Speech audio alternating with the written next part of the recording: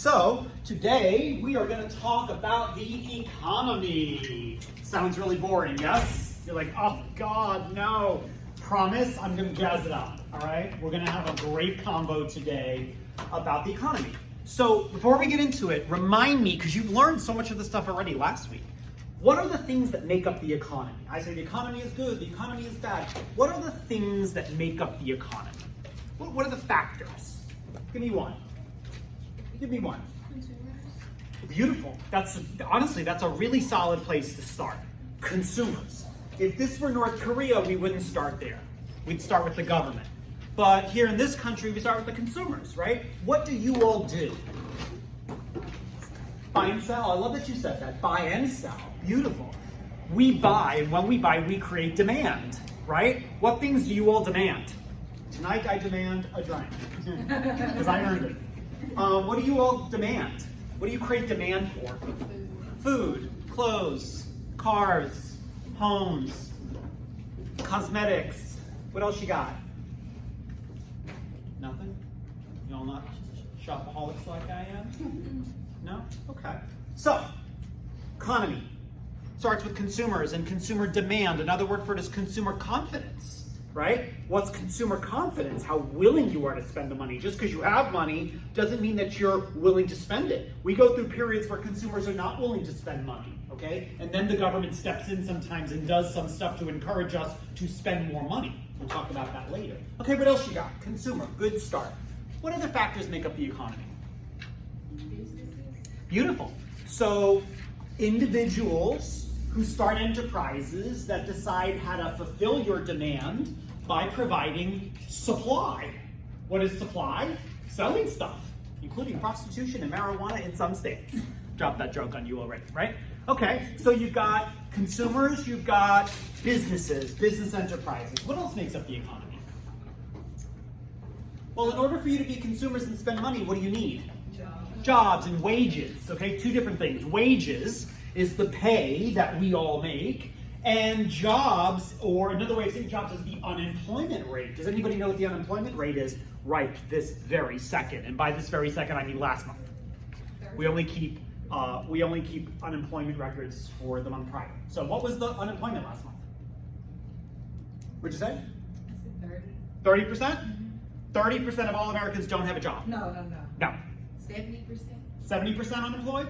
70% of Americans don't have a job. No. No. Like 10% or something. 10%. 10% of Americans don't have a job. It's like 2%. We are all over the place this morning. All right, I'll show you in a minute. We have the lowest, it's 3.5 or 6, I think.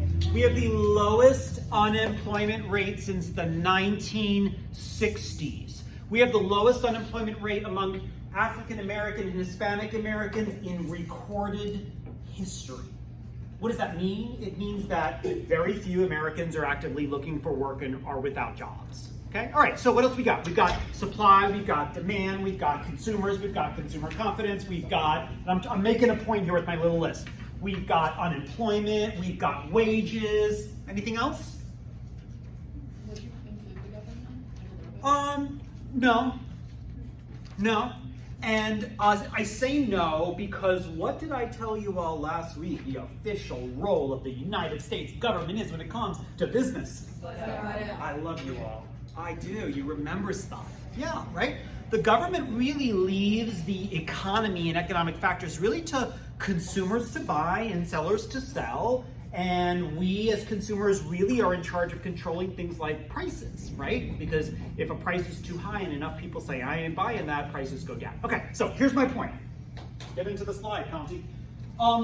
What we just listed, what you all just listed are, all the way down to the bottom, microeconomic factors, not macro, okay? Anytime you use the word macro anything, a macro diet, your macro wardrobe, the word macro means big picture, the whole picture. When we say micro, we mean the small pieces, the details, the individual things that make something up. So when I say the macro economy, I'm talking about the overall economic dynamics. Fancy way of saying like the whole economy. But when I say microeconomics, and by the way, that's what we're studying today, is microeconomics, the little details, okay? all of the individual things that you guys all just correctly mentioned, that's the microeconomy, microeconomics, all the stuff that makes up our economy. And that's what we're talking about today, okay? The microeconomics. Okay, so just to jump around a little bit all over the place. Today's lecture is about the economy. What is the economy? Well, you guys just told me. It's the financial and social system of how resources flow. What are resources? Well, the biggest thing you think of when you think of the economy is what? What's the biggest resource that makes up the economy? Money, of course, right? Money, okay? So how does money flow from person to person, from business to person, from person to business? We're gonna look at that, okay? So the economy is just the general flow of resources, and economics is like the study of the choices that we make to allocate society's resources. Let me give you an example. Some economies in this world are free market economies, and some of the economies in the world are planned economies. In a free market economy, guess who controls the economy? You got it, good people, consumers, yes. And in a planned economy, guess who does the planning? Guess who does the puppeteering from up above to control the factors? The government. Good, and that's not what we have here in this country. We have a free market economy, okay? Where the consumers, to an extent, are in charge of the economic factors. Any one of you are free to start a business. Any one of you are free to sell goods and services to people. And you all as consumers are free to buy what you need to buy in order to fulfill your lifestyle. You can buy high-end, you can buy low-end, you can buy made in America, you can buy made in China, you can do whatever you want, including drugs and prostitution in some states. Okay, enough with that joke. No more. All right, everybody good here? All I really want you all to know is, in general, the economy is the flow of financial, money, and social resources, okay? And I want you to know that microeconomics is the small stuff, okay? Don't sweat the small stuff, but please sweat the small stuff in this chapter, all right? Okay, so I want to begin on September 10th, 2001. That's where I want this lecture to start. September the 10th, 2001. September the 10th, 2001, I lived in New York. I worked for Vanity Fair, remember it really well, remember my job, all the good stuff. Economy was good, okay? September 11th, 2001, I get a phone call at my desk, 9 o'clock. Oh my God, you won't believe it. A helicopter accidentally clipped one of the towers. I'm like, all right, dude, I'm busy. Like, I'll look at current events later. Then all of a sudden, it wasn't a helicopter that accidentally flipped. It was two airliners, right, that created the first terrorist attack on our soil since. When was the last time we were attacked on our soil? Pearl Harbor, Hawaii, yeah? Okay, so what happened, and I'm not here to talk about the social aspect of this, what happened on September 12th, 2001? September 11th, we had a terrorist attack on our soil. What happened September 12th, 2001? And really, tell me your name. Danny. What is it? Danny. Danny should probably answer this question, because it stems back to where you started. When I asked you guys, what are the socioeconomic factors, do you remember what your answer was? Oh God, that was 5 minutes ago, I don't remember. Oh wait, no wait. That's it? Yeah. What happened on September 12th, 2001?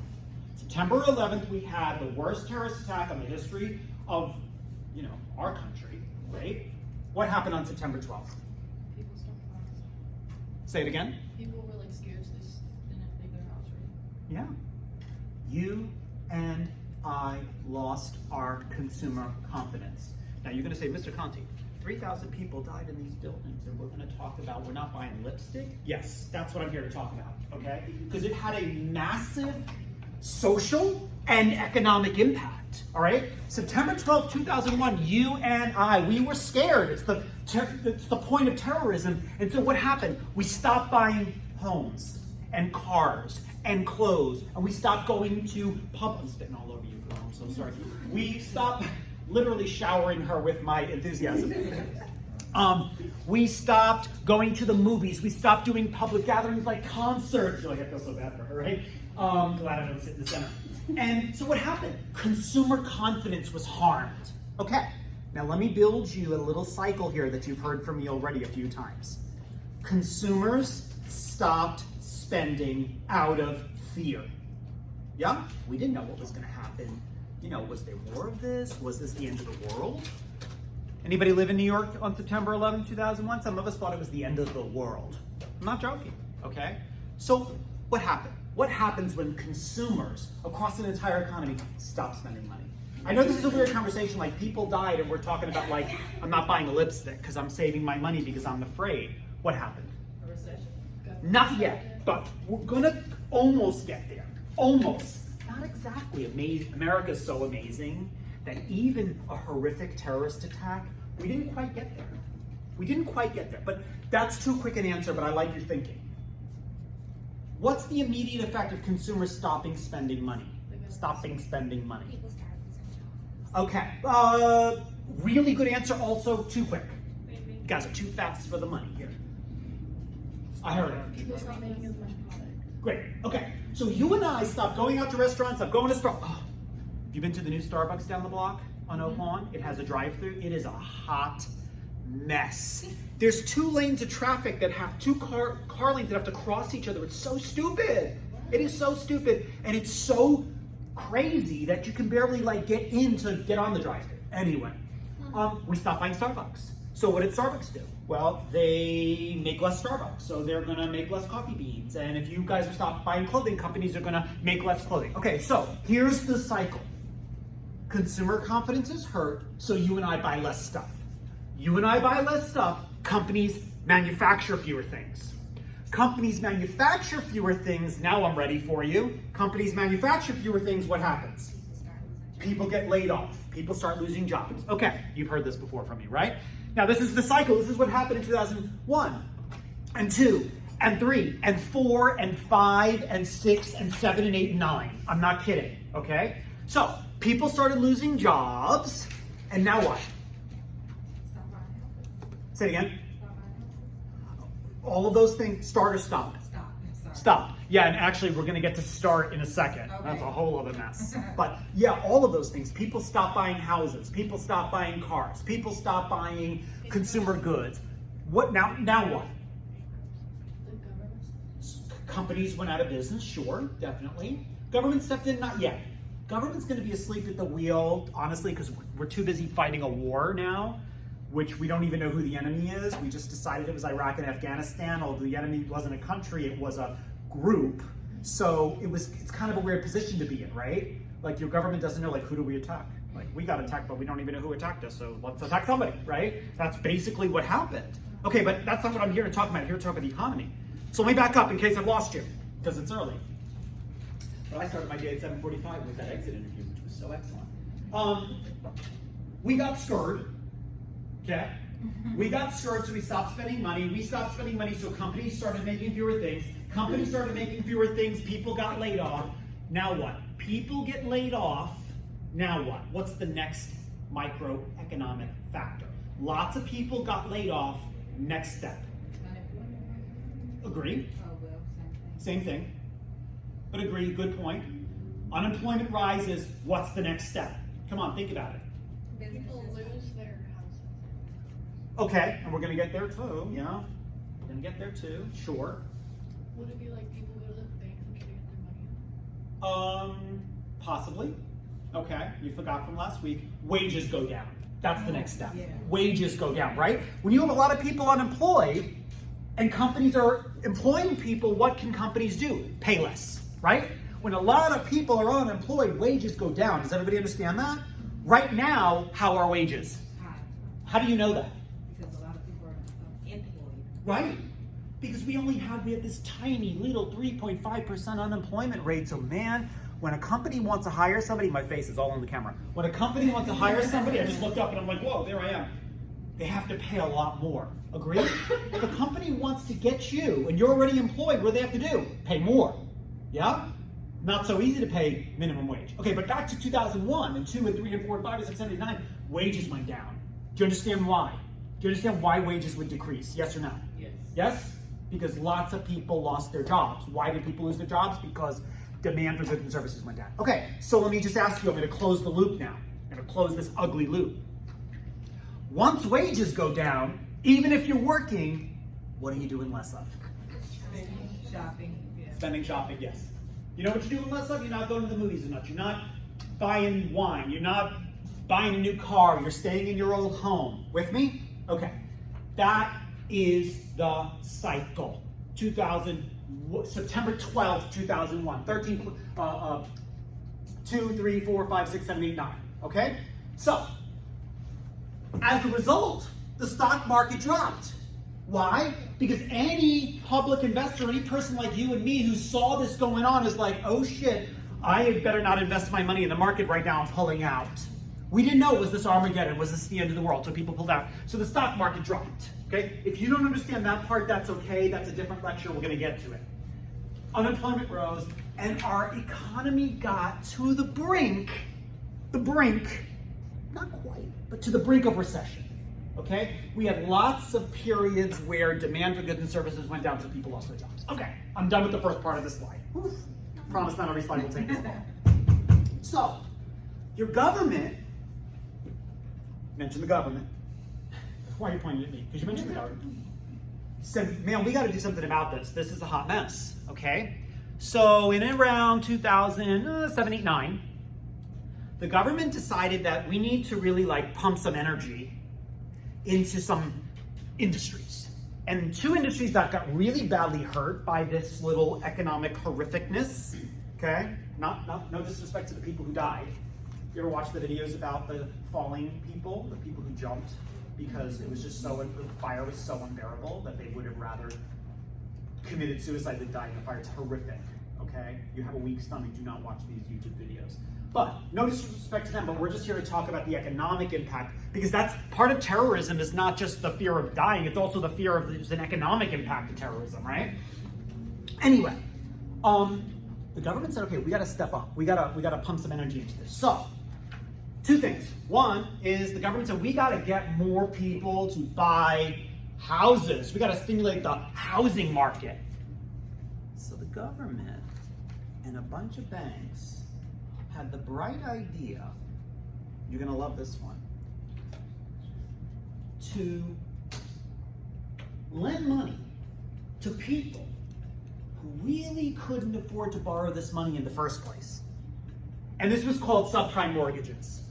Money that banks were lending people that really should not have been borrowing the money in the first place to buy homes. And so all across America, people who probably should not have been borrowing money to buy these homes were buying homes. Okay, what do you think? Take a flying guess. What happened when you lend a bunch of people money who can't afford to borrow that money in the first place? Guess what happens? You don't need to be a rocket scientist.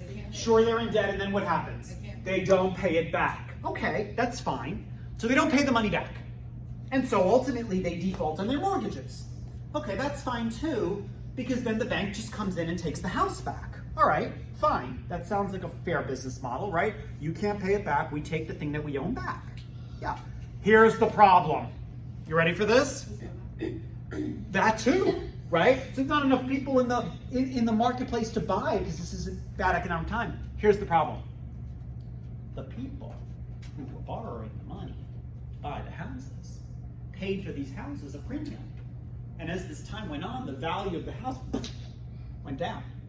So you bought a house for $100,000, but now the house is only worth $80,000. The bank takes it back from you. The bank paid $100,000 for the house, but the house is only now worth $80,000. The bank lost money. Folks, 81 American banks went out of business during this time period, 2007, 8, 9. 81 banks went kaput because they took all these homes back, but the houses were worth less than they paid for it.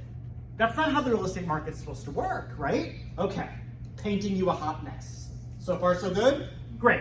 So you got unemployment up, wages down, consumers not buying anything, people defaulting on all these hot mess mortgages, yes?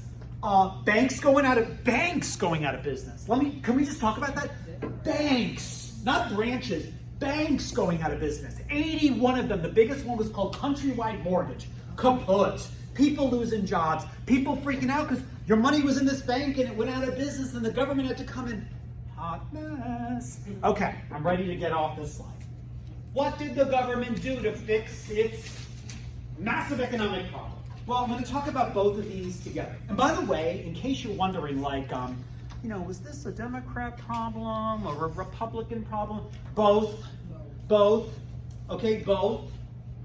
First of all, George W. Bush, a Republican, ushered us into a war we didn't even know who we were fighting against, right?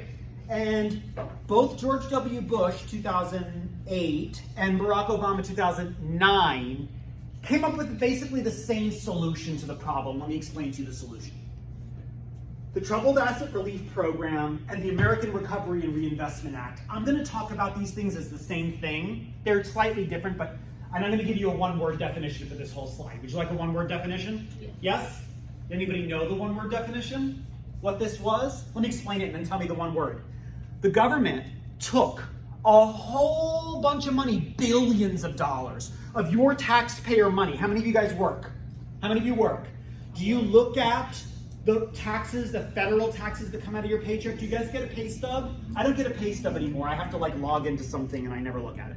But do you guys get a physical pay stub or do you have to log in somewhere? Log in. How many of you get a paper pay stub? Lucky you all. Good. Although you're killing the environment. You ever look at your pay stub? Do you look at the federal tax that comes out of your pay stub? Yes or no? You ever pay attention to it? Okay. So the government took that money that I pay into the system, yeah?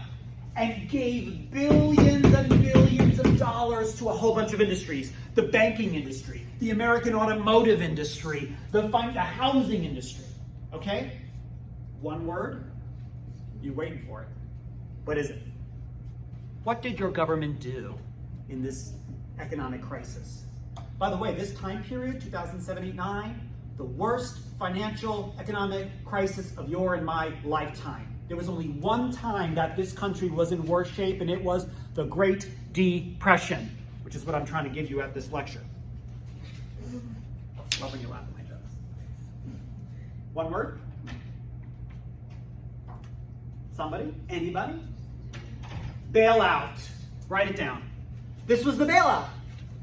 The Troubled Asset Relief Program and the American Recovery and Reinvestment Act was basically your government bailing out industries by giving companies like JP Morgan Chase and Ford Motor Car and General Motors a giant check because the government said, you know what, you're too big to fail, so we've got to give you some safety money. Now let me ask you a question. I know you know the answer. What did I tell you 2 weeks ago? What the government is? Go ahead. Butt out! Stay out! Right? Let businesses succeed and let businesses fail. Can you imagine?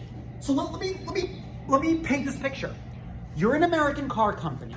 You created really shitty cars.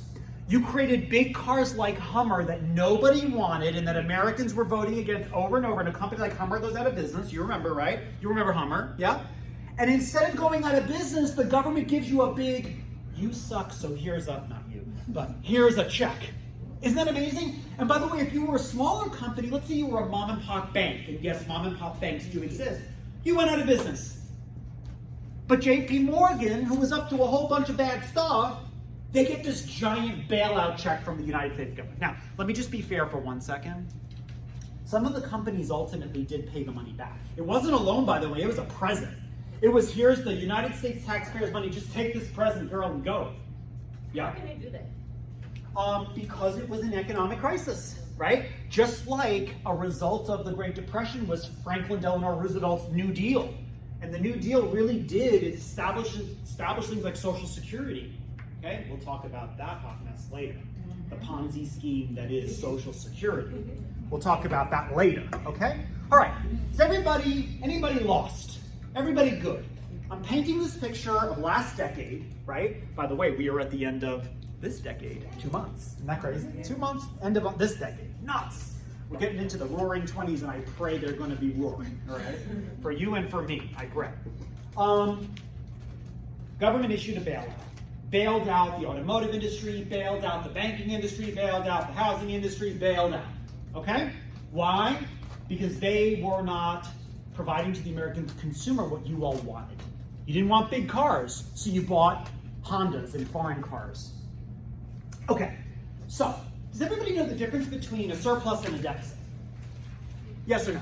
Yeah. If you have $100 in the bank and you get a bill for $120, do you have a surplus or a deficit? Surplus. Think about it. You have $100 in the bank and then you receive a debt for $120. Do you have a surplus or a deficit? Deficit, right? You're short. You are short 20 bucks. Yes? You're in the whole 20 bucks. You can't pay that bill. Okay? So our country is operating in a deficit. Okay? Every year we have a budget and we spend more money than we take in. That's a bad thing, yes? You ever been in that situation, you understand. I'm spending more money than I am making. Not me personally, but that's a bad thing. That's deficit, right? Okay. Do you all know that when Bill Clinton was in office in the 1990s, the government had a surplus? We had a surplus. We took in more tax revenue than we had expenses. The government had a surplus. Do you want to see what our federal debt is right now? Does anybody know? Does anybody know how much your government has borrowed? Is it in a trillion? It is. Over 1 trillion? Yeah? By the way, do you all know how much $1 trillion is? I can't.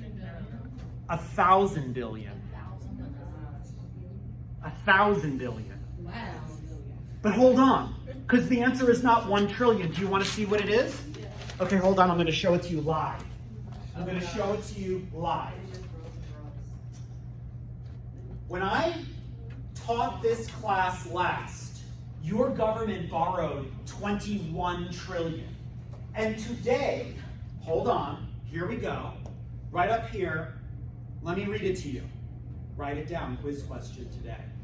The federal debt is 22 trillion. And don't even bother writing the rest of the number down because it's going to change before my lecture finishes. 22 trillion, 835 billion, 432 million, and I can't read the rest because it is moving too fast. Why does your government owe $22 trillion? Where the hell is this $22 trillion coming from? And a third question, why doesn't it stop even if we're not spending any money? Let's answer those 3 questions. What do you want to start with?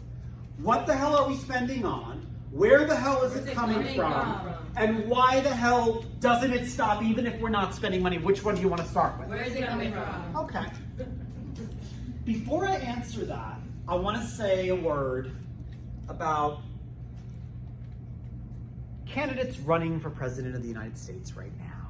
We did that exercise last week, did we not? Yes. Yeah? I respect all of you, no matter who you're voting for. I encourage you to vote, get out in the primaries and vote, go vote for president next year, okay? And you can't complain about your country unless you participate in the voting process. However, some of the candidates that are running are making some very lofty promises. Free education for everybody. Free health care for everybody. It is a human right. I respect that, I do. But things cost money, okay? Even if the wealthy 1% of this country pays more of their fair share into a system, everything costs money. And so a lot of people don't think about that. And you never hear candidates really explain, how are we going to pay for free healthcare for everybody, free education for everybody, free, who knows what, wardrobe for everybody. I don't know. But you asked me where the money's coming from, and I'm going to tell you, okay? Your government has borrowed $22 trillion, and about a quarter of that money is coming from China. China is our biggest sovereign lender. Now let me just ask you a quick question. Can you remind me what happened when the individual little American could not pay their mortgage back? What did the bank do? Take it back. They took the house back, right? What's going to happen when your government cannot pay back the soon-to-be $23 trillion and China is owed a quarter of that money? What's going to happen? We'll apply the logic. We'll take our country. It's one theory. I'm not trying to peddle conspiracy theory, Illuminati stuff. Don't worry. All right? But I just wonder. We're 23 almost, greater than 22 trillion dollars in debt. Your government owes $22 trillion. The average American voter is interested in more government and more spending and give me more, and it's a human right, and it is. Healthcare is a human right. The right to live is a human right. The right to education, I suppose, is a human right. I believe not everybody needs college. Okay? I believe that. Not everybody is a good fit for college. Not everybody should be in a career that is college necessary. That's how I feel. You don't have to agree. But we're not thinking about where is the money coming from and how much are we borrowing to fund this, and what is going to be the result of your country defaulting on the debt. Let me tell you what the result is going to be. A national security crisis. Do you hear me? Do you hear me? Yes or no? Hello?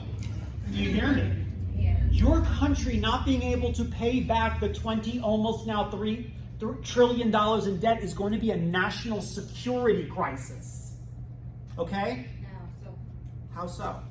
Because we owe this money to China, to Japan, okay? And when we default on this debt, these countries own a part of our country. Do you understand that? I don't know what the implications of that is. Are we the only country in debt like that? Like, how is like, so obviously China's not in debt, I guess. No. They're not in it. You know what's amazing? You want to know something that's amazing? China, that lends us this money.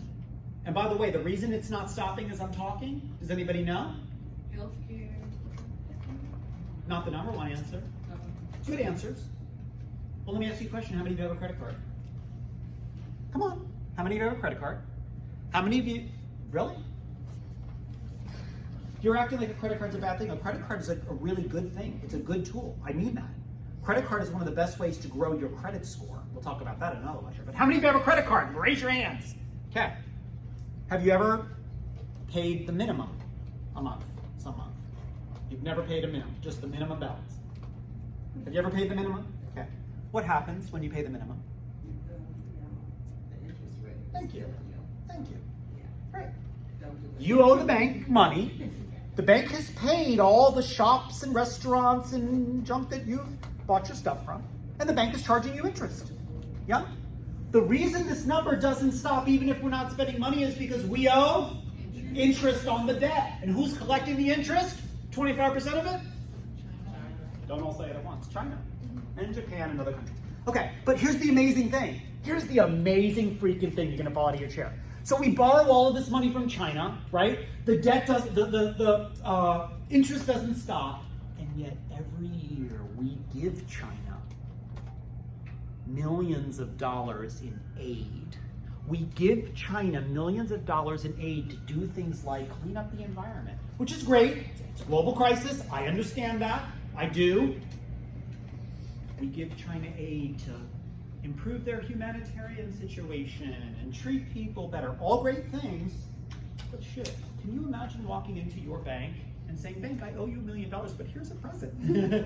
I love doing business with you so much that here's here's 10 grand. Would you in your right mind?" You're looking at me like, he is cray this morning. He is off his rockers this morning. I'm just excited that we got such a good accreditation report. Really excited. Okay, questions about this hot mess? So what have I answered so far? I told you where the money is coming from. Yeah?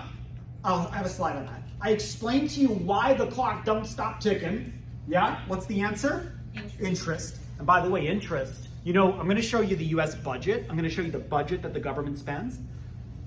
In our lifetimes, the interest, just the interest, is going to be one of the largest budget items. Doesn't that make you want to shit in your pants? Yes. It's not education, it's not healthcare, it's not security.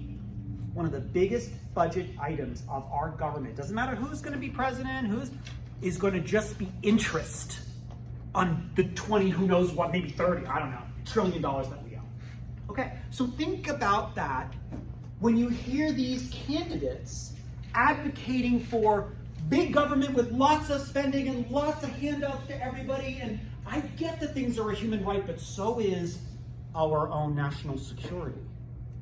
Can you imagine what if part of the United States had to secede to China? You turn your American passports in.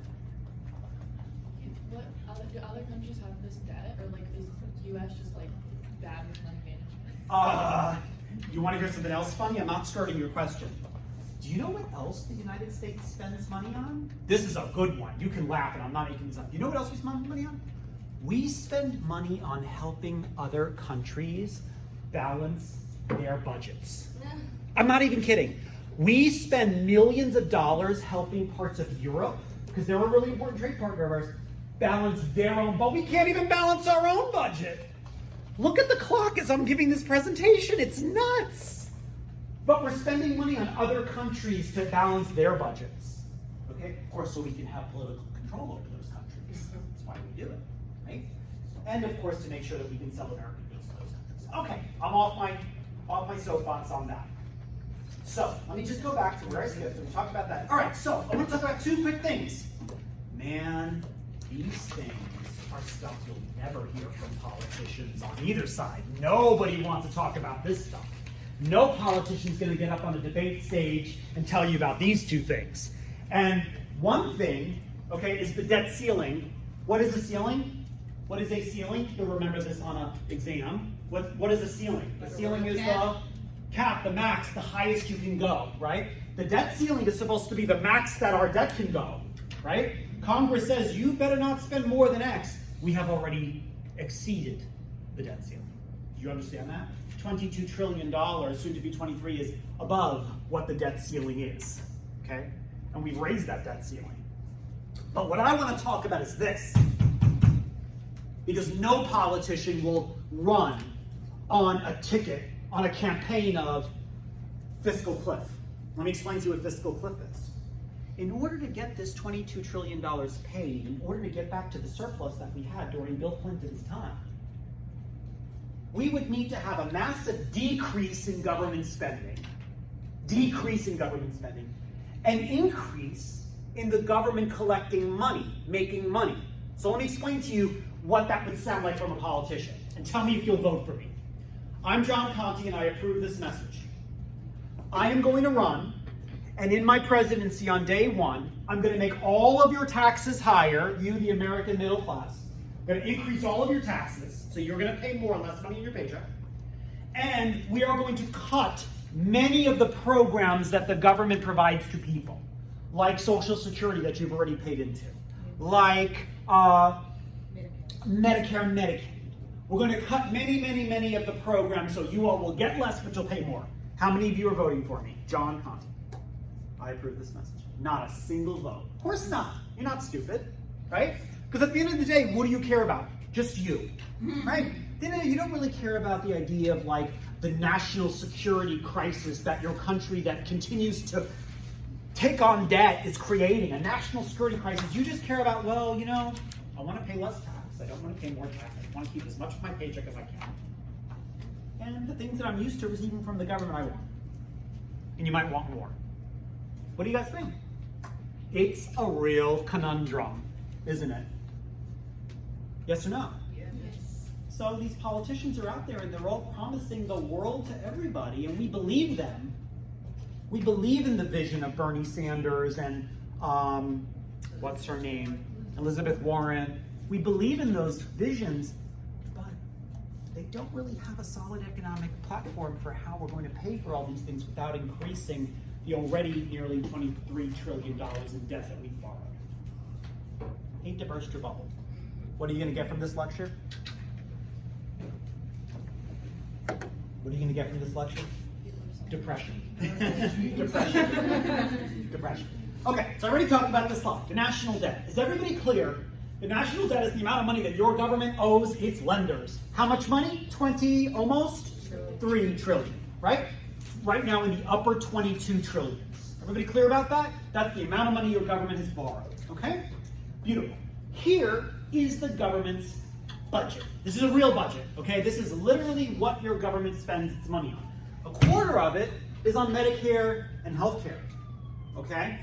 We spend a lot of money subsidizing people's health care, all right? The other thing is, and I really want to talk for a second about this, Social Security. Do you all know what a Ponzi scheme is? Yes or no? Yes. How many of you do not know what a Ponzi scheme is? Appreciate you telling me. Cool. Okay. Here's what a Ponzi scheme is. Tell me your name. Got a lot of names. Raven. Raven Johnson. Raven. What? That's my name. Oh, you're Raven Johnson. So what's your name? Pearson. Raven Pearson. And I'll always know your name. Raven Johnson. Raven. We got the two Gracies, the Grace and the Gracies, and we got the Ravens. Great. You guys should go to the Dior exhibit together. All right? Want to go to the Dior exhibit together? Okay. You available Wednesday? I am available. Really? After school. Beautiful. 3:30, 4 o'clock? Yeah. See that? You available 3:30? Okay, you go to the Dior exhibit together. The Ravens. The Gracies are going, and the Ravens are going. All right? Will you social media and tag Wade College? Yeah. Beautiful. Okay. Remind me, I'm doing pictures of you guys, and I'm doing Dior tickets for you guys. All right? Wednesday at 4. Social media. You too. Tag Wade College in your social media. Okay? The Gracies and the Ravens. Okay, where am I going with this? Oh, Ponzi scheme. Raven. Pearson. Pearson, like the textbook company. Yes. I'm going to take $10 from you. Okay. When you're ready, I'm going to give you $20 back. Are you in? Great. Raven, I'm going to take $20 from you, and when you're ready, I'm going to give you $40 back. Are you in? Great. Cade? No. I'm Cade. You're Cade. I got to learn my boy names. Connor. Connor? Cole. Cool. Connor, I'm going to take $40 from you, and when you're ready, I'm going to give you $80 back. Are you in? Okay, beautiful. Now, Raven number 1, she's ready. I'm done. I'm going to retire to Florida. I'm peacing out. I want to cash out my investment. I give her her money, $20. You know what she says? Holy shit. She says, you can't go anywhere and double your money. Can't do it in the bank. Can't do it in the stock market. Oh my God. Okay, cool. She goes tells a whole bunch of people. Now, meanwhile, I've got these other investors. You're really just victims. Okay, just so you know, you're victims. And I'm embezzling your money. Okay, money's going right out. I'm buying homes and cars and I'm embezzling. Now, as long as I have new investors coming into the program, what's your name? Parker. Parker, I'm going to take $80 from you. When you're ready, I'm going to give you $160 back. She's in. As long as I have enough new investors coming in, right, I can pay a little people back, and I'm good. By the way, this was the biggest white-collar crime in the history of the United States. Who committed it? The government. No. Well, we're getting there in one Sorry. second. No, you're right. You're right. The government does continue to commit the biggest white-collar crime in the history of the world. Yes, I'm getting there in a second. But first, who committed this? Billing and voice note, right? No. Maybe that's like a fictionalized. Social Security Administration? No. It wasn't Enron? No. Nope, but you're on the right track. It's from that lecture. Have you guys looked at my future lectures? No? Okay. Bernie Madoff. Bernie Madoff has been doing this crap for 30 years. Bernie Madoff is embezzling money from the Holocaust Survivors Fund and the Teachers Pension Union of Florida for years, embezzling. Ponzi scheme. Okay, so he went to jail 2 life sentences. 2 double life sentences. Yeah. But folks, your federal government is operating the biggest Ponzi scheme in the history of this country right now, and you're all what we call marks. Marks are victims. Let me explain to you. Raise your hand again if you work. A lot of you work, or have worked. Have you worked in the past? Okay. Anybody in here just have a sugar daddy and you're like, you have it? Congratulations, so do I. That's great. I work for my money. I work for my money. I love that all this is out on YouTube, right? All the dirty laundry. So, you guys pay into Social Security, yes? $20 maybe every paycheck. Has anybody ever asked you, ma'am, sir, would you like to contribute to this? No, comes out of your paycheck against your free will, yes? Okay, here's the problem.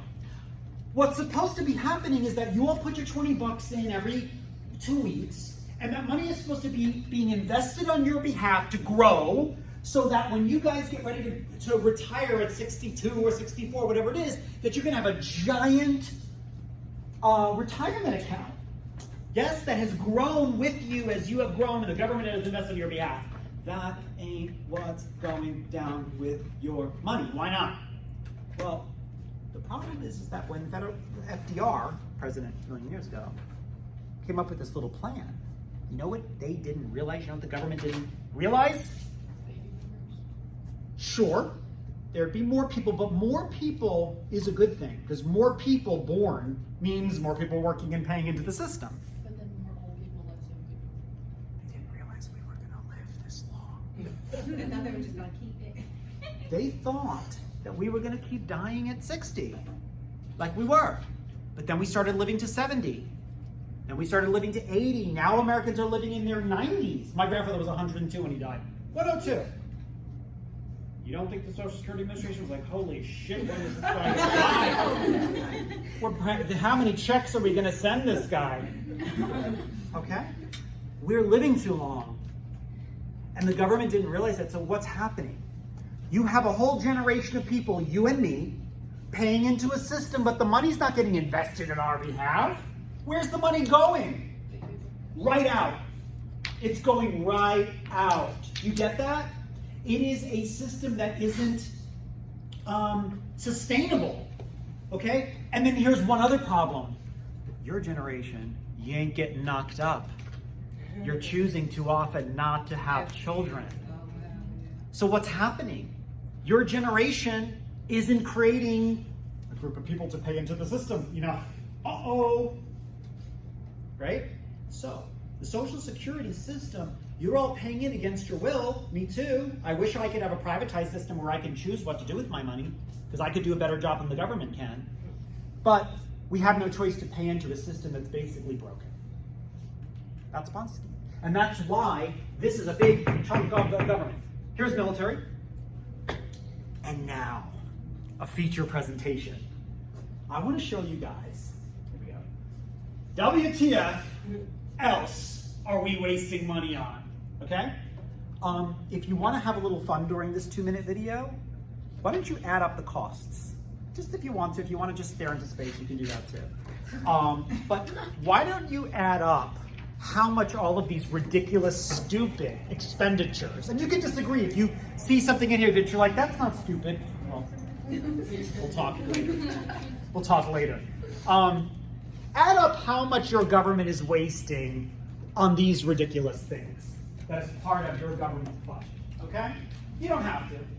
You can stare into space if you want. Or you can actively watch and add up some of this nonsense. Here we go.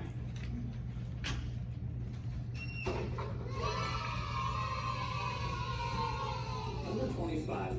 Since 2008, the federal government has allocated almost $3 million towards researching how gamers engage in quote-unquote creative collaboration online. How do they do this?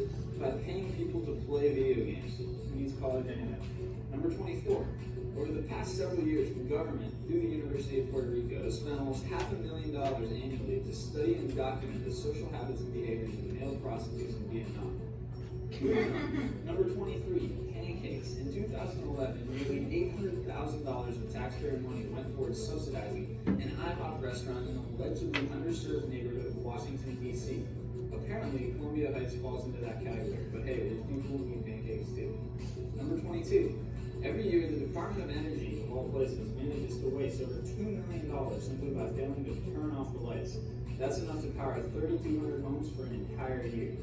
Number 21, as good as the United States is at handling its own budget, in 2011, roughly $2.6 million went towards parliamentary strengthening in Eastern Europe.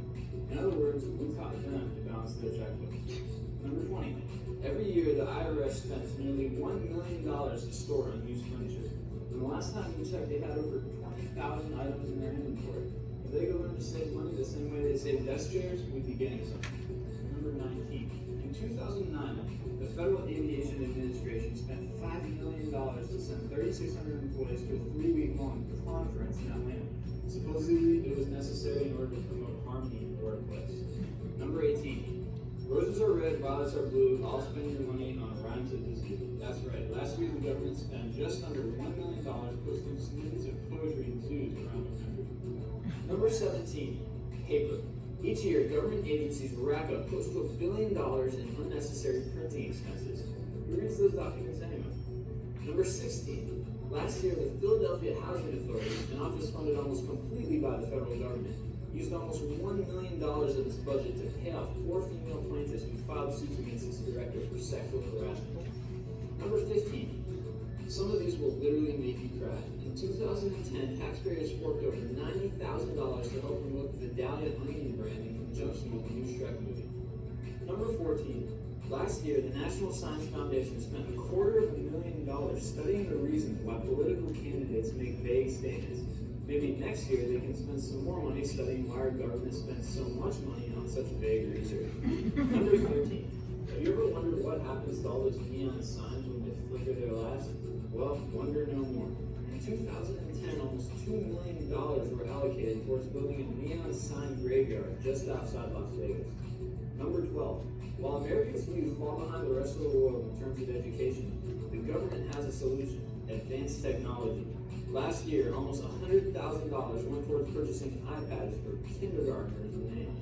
Number 11. In 2011, upwards of $700,000 was spent studying the greenhouse gas emissions of dairy farms. The conclusion? Cowbirds produce a lot of methane. Number 10. Each year, the government spends almost $500,000 maintaining the office of the former Speaker of the House. In spite of the fact that he's almost never there, this covers his phone bill, cable, and even payments on a leased car. Number 9. In 2010, the government spent nearly $1.5 million renovating 36 toilets in Denali National Park, Alaska. That translates to over $40,000 per toilet. Number 8.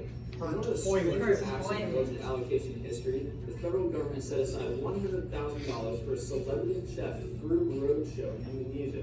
After some careful research, we're still not entirely sure what that even means. Number 7. As you've already seen, the government spends a good amount of money doing research, and over the past few years, at least a portion of that has gone towards observing monkeys as they throw fruit at each other. We eagerly anticipate the findings. Number 6. Every year, government agencies spend over $4 million shuttling federal employees on nearly empty buses running along overlapping routes through the streets of Washington, D.C. A recent report found that half of the existing routes could be eliminated with no change in service, but unfortunately, none of the agencies are willing to share. Number 5. In yet another groundbreaking study, the government spent almost $500,000 trying to determine the trustworthiness of tweets. $500,000. Number 4. In 2011, the United States spent nearly $18 million on foreign aid programs to its biggest sovereign lender. This included $2.5 million for social services and $4.4 million to help improve its environment. Number 3. Every year, the government delivers over $120 million worth of benefit checks to deceased federal employees. It's literally sending money to dead people. Which brings us to number 2, opinions. Although this isn't a budget item, it is an important point. Everyone has one, especially concerning how federal tax dollars should be spent, whether it's monkey poop, pancakes, or toilets. So, as funny as some of these can be, their importance is a matter of opinion, and their source of the federal debt is absolutely negligible. Which leads us to number 1. What do we really spend money on?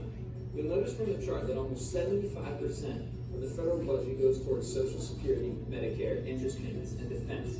The other quarter gets divided up among the remaining departments of the government. So, at the end of the day, a good chunk of your paycheck is going to 2 things: insurance and guns. All right, so I saw a bunch of your heads bobbing up and down, so I'm going to give you a chance to add it up and tell me. I think we can agree that most of those budget items are pretty wasteful. Do you agree? Yeah? In fact, to be honest with you, the only one that I was kind of cool with is like promoting the onion industry. Because, sure, why shouldn't the government help industry sell more things? I think that's cool, you know? Although that was tiny. So who got a total? Anybody? Give you a second.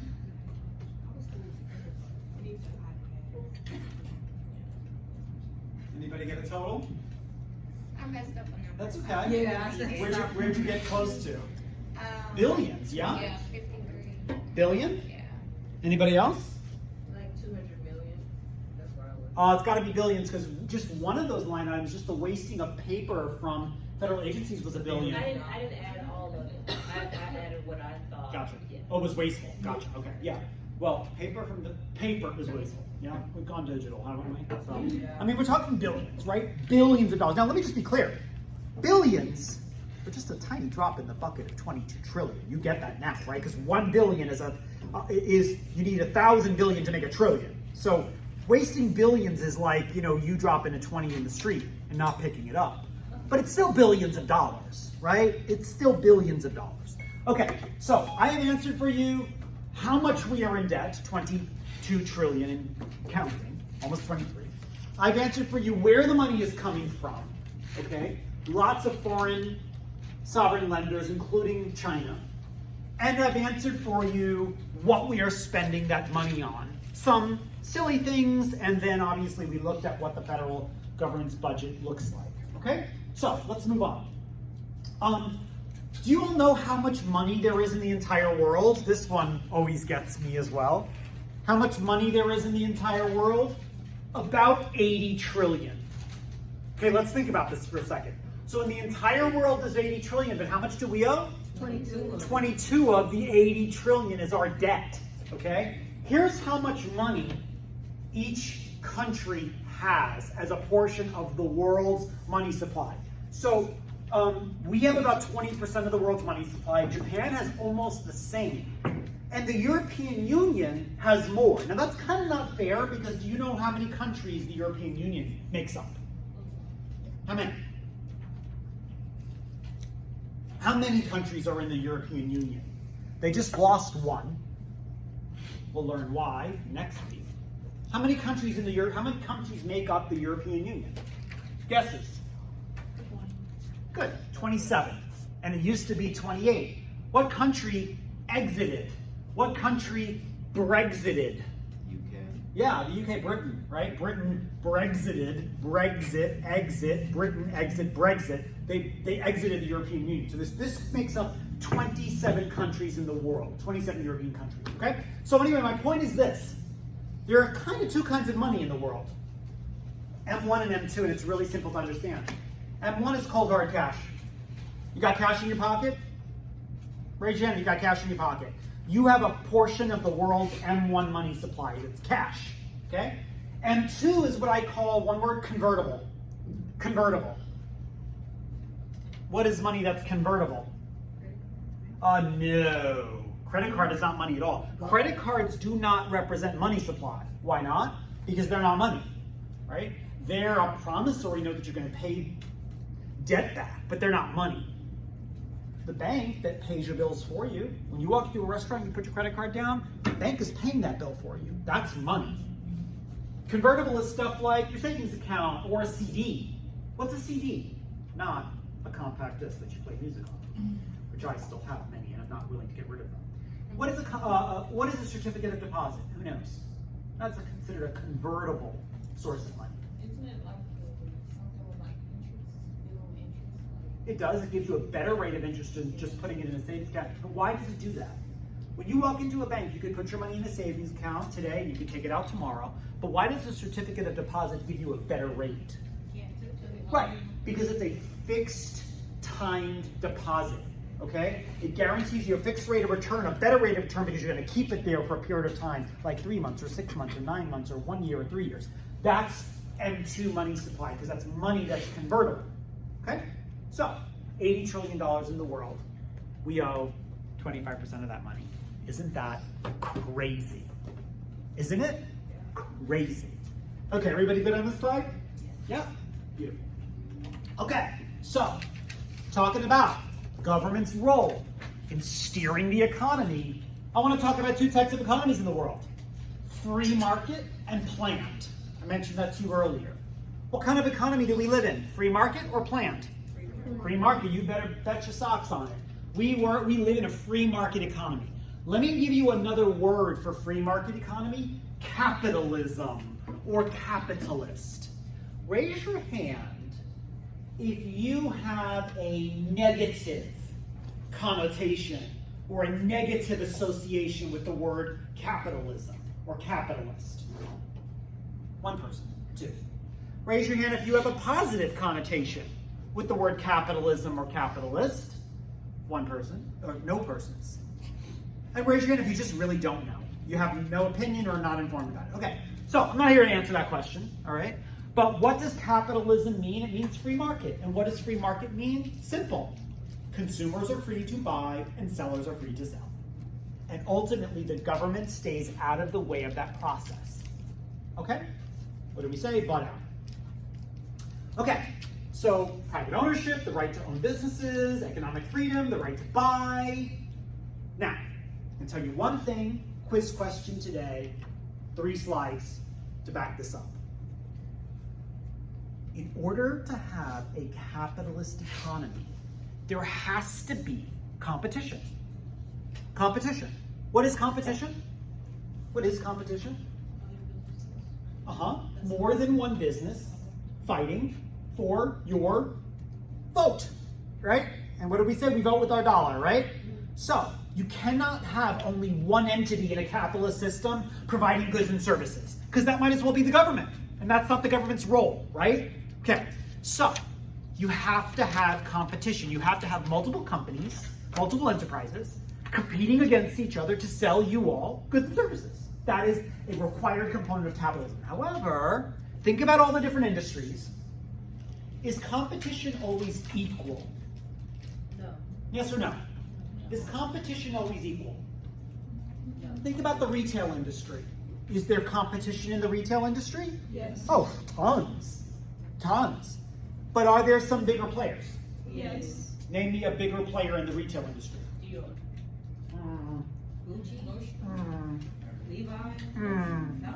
Walmart. Oh, okay. Walmart is the largest player in the retail industry, yes? Yes. How do I know that? Because when Walmart buys more than any other retailer in the world. You understand that? Okay. Well, mom and pop dry goods store, they are not as large as Walmart. They're not buying as much. They don't command as much. Okay, so what I want to get into is 3 levels of competition. Okay? But before we go there, does everybody understand to have a capitalist economy, competition is required. Companies must compete against each other for your business. Got that? Okay. Level number 1. Perfect competition. Milk, it does a body good. So if you look at the dairy industry, there is no Walmart. There is no dominators.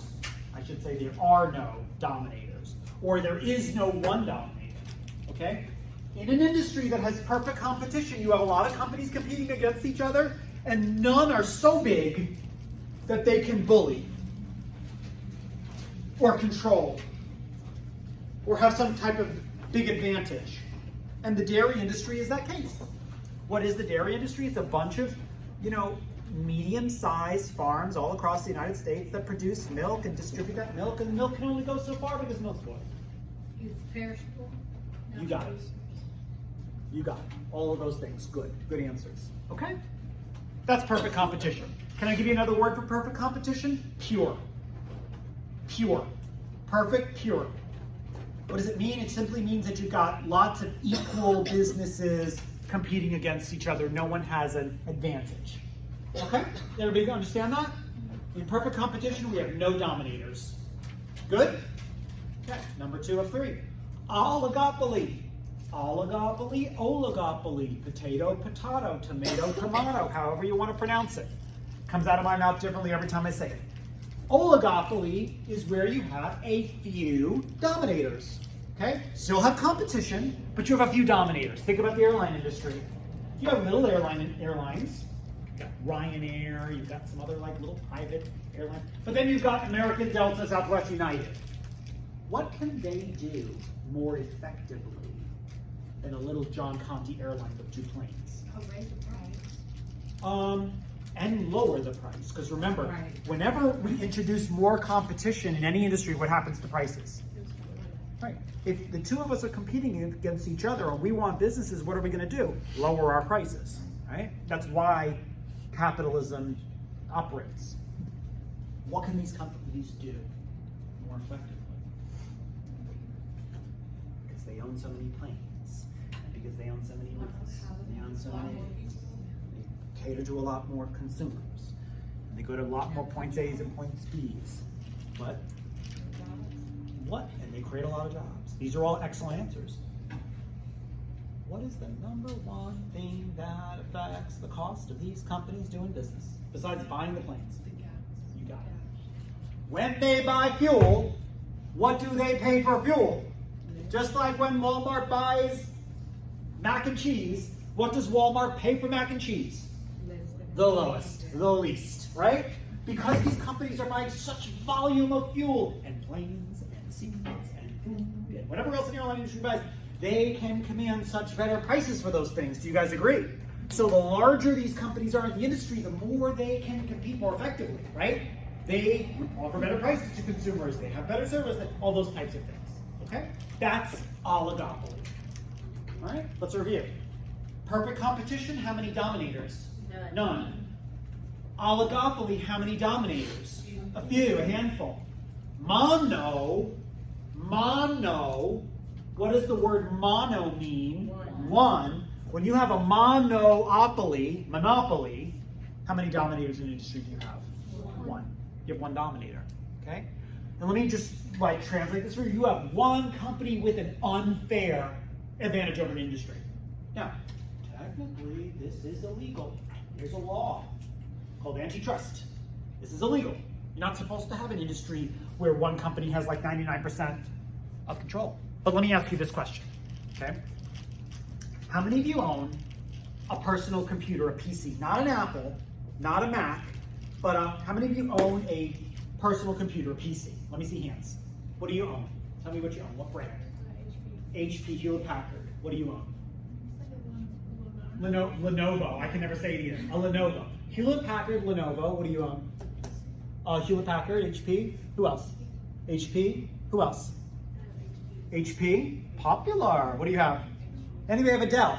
We use Dells at the college here. Dell's a good machine. I like Dell. I really do like Dell the best. We buy Dells. Anybody else have anything else? Anybody have an Acer? Anybody have an Asus? Anybody have a Sony Vaio? I don't even know if they make those anymore, but they were an okay computer. Okay, what's my point? Microsoft. Girl, you know where I'm going with this, don't you? You walk into a store, I don't care where'd you buy your computers? Where'd you buy yours, remember? No. Best Buy, I don't know, Amazon, where else do you buy your computer? Walmart, they sell, okay, cool. You walk into any retailer, is any retailer gonna ask you, sir, what operating system would you like to run your Dell, Asus, Acer, Hewlett Packard, what else you mentioned, Lenovo?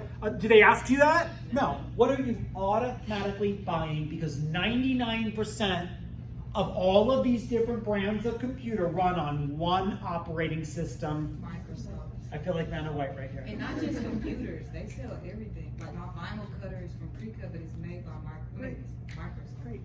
It is a monopoly. One company that controls really 90% of the industry. Now, is there competition? Are you wondering that? Is there competition? There is. Do you know the name of it? No. Apple is a completely different operating system. That's iOS, it's a different, and Apple is a private label brand. So Apple only creates an operating system for its brand. Does anybody know what system you all could use on any one of your PCs, your Dells and HPs and Acers and Asus and Lenovo's? Go ahead. Linux. Raise your hand if you've never heard of Linux. Please raise your hand. I wish the audience at home could see the hands. Raise your hand if you've never heard of Linux. I want to count hands. Almost everybody. Great, I rest my case. How do you know Linux? Gaming. Cool. Yeah, and IT savvy people know Linux, but the rest of us ain't never heard of it. Why not? Because homeboy Gates, Billy, he controls 99% of the industry. That's a monopoly. Okay, good, great. You just aced another quiz question today. Good? Yes, ma'am. Can you tell me the first one you said? Sure I can, yeah. Perfect? Yeah. Oh, is it perfect? Perfect competition. Okay. No one dominator. I hate to say it this way, but it's kind of like fair and square competition, right? You got a bunch of companies and they're on equal footing and there's no dominators. Oligopoly, dominators, but still okay, still legal. Monopoly, one dominator. Okay? How many of you eat pizza? How many of you eat pizza? I'm doing this from my own research, right? We have Halloween coming up. I've got to feed you guys again. We did Chick-fil-A. Did you like the Chick-fil-A? Yeah. Did I tell you my car reeked of disgusting chicken oil for like a week, okay? And I had to put some of these suits that came to visit, I had to put them in my car. They were like, I could tell. They didn't say anything, but they're like, you smell. Anyway, so I ain't doing the Chick-fil-A thing yet, but how many of you eat pizza? Do not put your hand down. Let me see hands. Almost everybody eats pizza. Okay, do not put your hand down until you will no longer pay the following price for a personal, beautiful, handheld, freshly made, individual pizza with whatever the hell you want on it, okay? Do not put your hand down until you will no longer pay $1, $2, $3, $4, $5, $6, $7, $8. We're losing $9, $10, $11, $12, $13, $14. There are still hands up, folks at home. $15, $16, $17. High rollers. $18, $19. You're still going to pay $19. Yeah, my parents pay way more. $20. I need to see a cutoff here. 21, 22, 23, 24. Okay, I lost everybody. You're in. For personal? Jesus H. somewhere in there. Beautiful. All right. It must have been like the joint. Okay. Cool. So let me ask you a question. What happened to demand for this product, pizza, as the price went up? What happened to demand? Tell the folks at home. Demand went down. Yes? As the price went up, demand went down. And let me do the opposite. As the price of something goes down, demand for it would go up. Okay, that's the law of supply and demand. That is the general law of supply and demand. As the price of something goes up, demand for it is going to go down. You just proved that. You showed me. Tell me your name. Oh, Deshaun. Deshaun is willing to pay $50 for a really gorgeous piece of pizza. All right? I'm with you. You know, if it's the thing that you have to taste in a city or something, you know, maybe.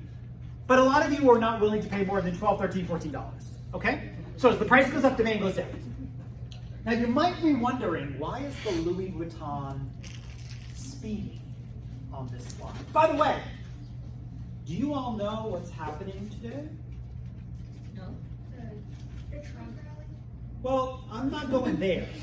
But the President of the United States, on his way to Dallas, is stopping in West Texas at Texas's first Louis Vuitton manufacturing facility. Do you all know this exists?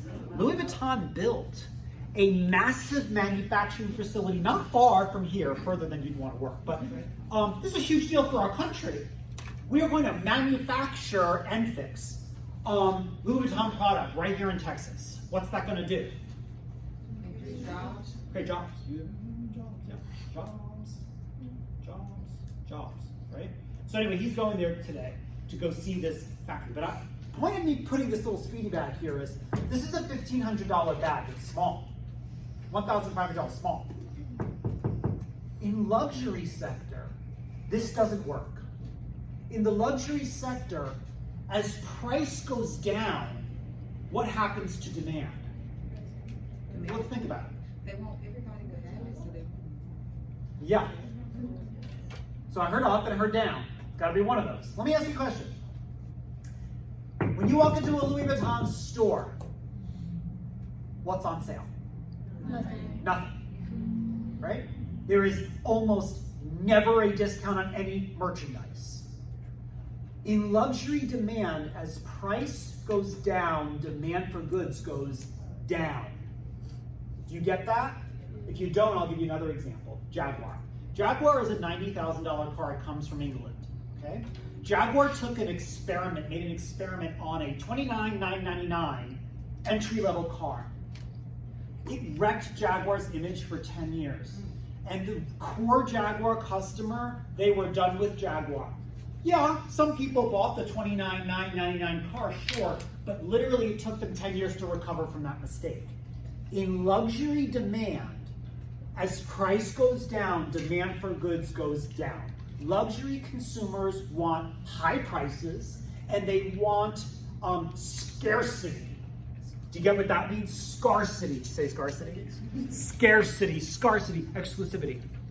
With me? Mm-hmm. That's why Louis Vuitton never marks down goods, except for ready-to-wear, which we don't have here in Dallas. With me? Okay. Supply and demand. Price goes up, demand goes down. Price goes down, demand goes up. Luxury, price goes down, demand goes, hell no, down. Good? Okay. We're almost there. What are we talking about? Of course, the economy. But what did we just talk about? What kind of economies? What kind of economy? Free. Beautiful. Who said that? Awesome. Free market economy. Now I want to talk about the opposite. The opposite of a free market economy. The opposite of you all creating supply and demand and you, the consumer, being in charge of demand and companies being in charge of supply. Now I want to talk about the opposite. The opposite of a free market economy or a capitalist economy is a planned economy, who does the planning? In our capitalist economy, government butts out. In a planned economy, who does the planning? Government. Good. Okay, there's two types of planned economies. Communism and socialism. I'll give you a one-word definition for each. Tell me when you're ready. You all are fast. Communism, all. Socialism, some. I'll say it again. Communism, all. Socialism, some. All right, Conti, all what? Some what? In communist economies, government controls all factors of the economy, all microeconomic factors. Government tells you where to work. Government tells you where to live. Government gives you a job. In North Korea, the goddamn, excuse my French, government tells you an approved list of haircuts. I am shitting you not. You may only choose from an approved list of haircuts. Are you picking up what I'm putting down? You also don't even have free choice of religion. There's only one religion in North Korea. Take a wild guess what it is. The religion. Buddhism? You know it's him, right?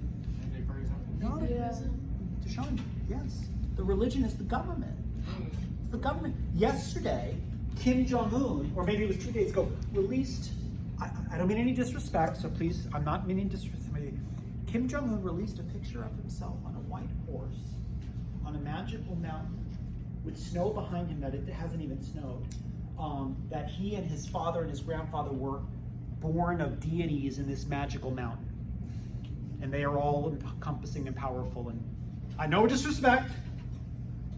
You have no choice whether or not you choose to believe that or not. And there is no other religion.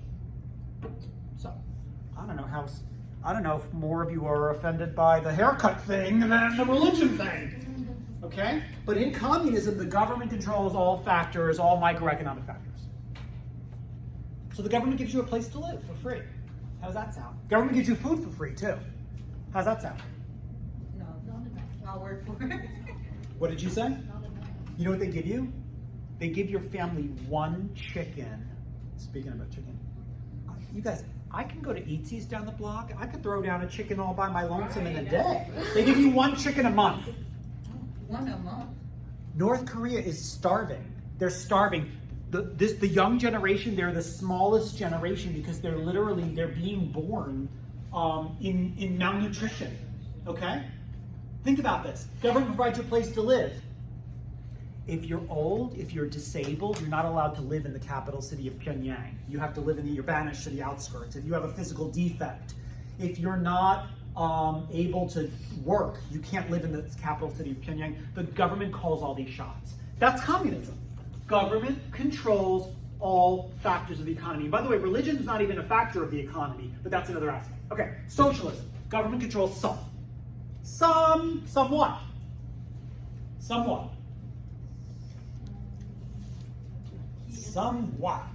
Factors of the economy, all right. Who's talking? Reagan. You guys are so just alive. I like adore you all. I do. Tell me your name. Demetrius. Sasper, Demetrius, and the two Ravens. Demetrius. You guys are just like awake, alive, connected, dialed in. You get it, you understand it, you're picking up what I'm putting down. I'm just into it, all right? So, government controls somewhat. Heard factors of the economy. Let me just put it in industries. Industries. Okay, trick question. What industries does your government control? None. Beautiful, none. I'll give you one, the U.S. Post Office.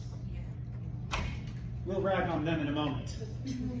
We will rag on them in a moment, all right? So your government doesn't really control any industries. Is everybody clear about that? We do not have government-controlled healthcare in this country. Are you clear about that? Yes? What is the Affordable Care Act? I want to make sure you understand it. Is that the United States government controlling the healthcare industry? No. What is the Affordable Care Act? I think it's for low income. No. It assists everybody. Is it to help pay back the government? No. Okay, I don't know. What? Yes. It is government regulation of the healthcare industry. Okay? It's supposed to ultimately help consumers. All right. So anyway, in socialism, the government controls some industries. So here is Venezuela. Venezuela. The people are rioting in the streets against the government meddling in industries. okay? Government controls things like the housing industry. Government controls things like healthcare. People in Venezuela cannot get healthcare properly. You have a cancerous growth, you wait months, if not years, to get seen because government is bureaucracy and things take time.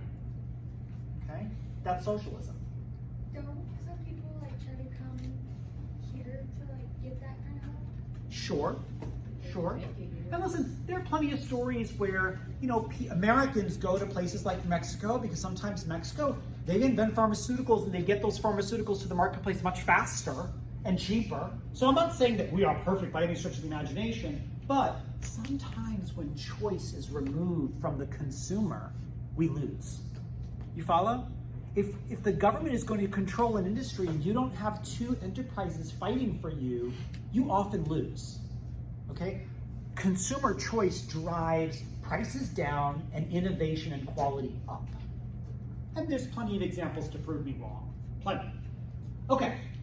Written question on exam number 1. In fact, I have 2 back-to-back written questions on exam number 1. So, where are you going to make a note to go back and study this come exam number 1? When is exam number 1? 2 weeks? Maybe 3? Exam number 2. Number 1. Oh, I said, let me start over. Written question on exam number 1, and I have 2 of them back to back. That's what I meant to say. Written question on exam number 1, and I've got 2 of them back to back in this little presentation. But my question is, where are you going to write this down as a note to study this so you're ready to write a little quick essay on exam number 1? What are you going to do in your notes to call this out? Highlighted. I don't know. Maybe literally write written question on exam number 1. So you're ready to write this essay. Okay, so here's the question. You want to know the question? Are you for or against privatization? That's the question. Are you for it or against it? And by the way, there's no wrong answer. I'm not going to have a political debate with you on an exam. I wouldn't do that to you. I respect your views. By the way, I respect your views if you disagree with me on socialism. Some of you are going to step up to the polls next year in favor of democratic socialism, right? Bernie Sanders is a candidate who is very much in favor of democratic socialism, okay? I respect that if that's your point of view. If you think that big government is the solution, and big government needs to take care of people, that's your view. I respect that, okay? I'm a believer in more choice for consumers, okay? Even things that I don't necessarily agree with. Okay? Even things that I don't necessarily agree with, I think consumers are powerful when they have as many choices as possible. Anyway, so before you can answer this essay, you have to understand what is privatization. Yes? What's the opposite of private? And I'm not looking for the word public. What's the opposite of private? What? Okay. So Wade College, what kind of institution are we? Mm-hmm.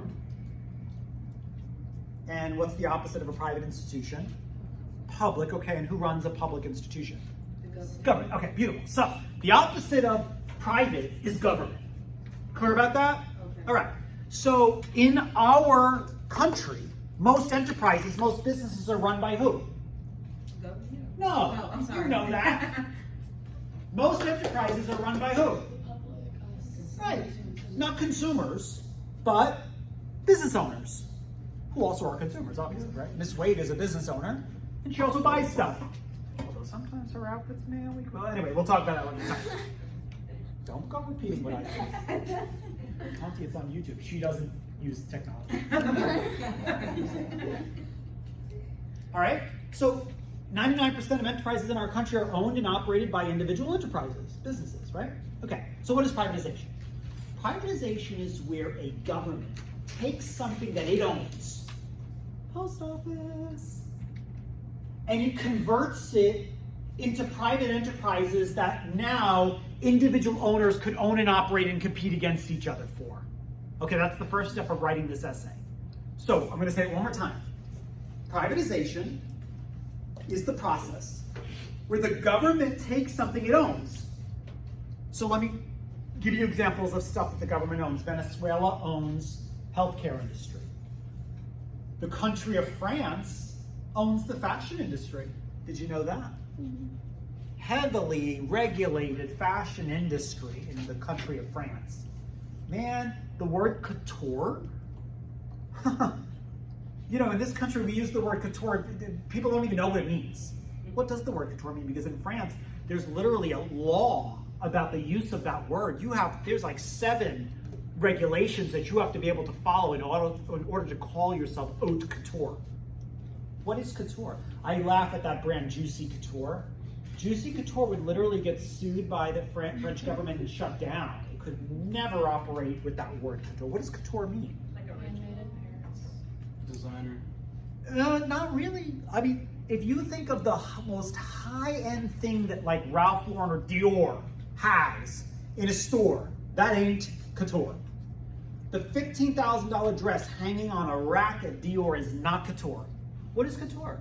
Handmade in Paris. It is handmade, one of a kind, for a specific person, made in Paris by a Chambre Syndicale de la Haute Couture Parisienne. You don't have to write that down. Sponsored company, Made in Paris? generally speaking. And those French fashion houses have to have 20 sewing room workers and 3. I teach a fashion history class. Come take that if you want to learn about this stuff. But the government does not let just any company use the word couture. Here, couture means anything. Everybody thinks couture means like, you know, because it's fancy. It's fancy, it's couture. No. Okay, so privatization. Government takes an enterprise that it owns and says, no longer operating it, it's a free-for-all. And so all of a sudden, individuals can start owning and operating this industry. Okay, so let me just ask you a question. If the United States Post Office privatized, what would happen? So let's talk about it. You go to the post office right now. How many of you have been to the post office lately? How many of you even know how much a stamp is? I know how much a bush is.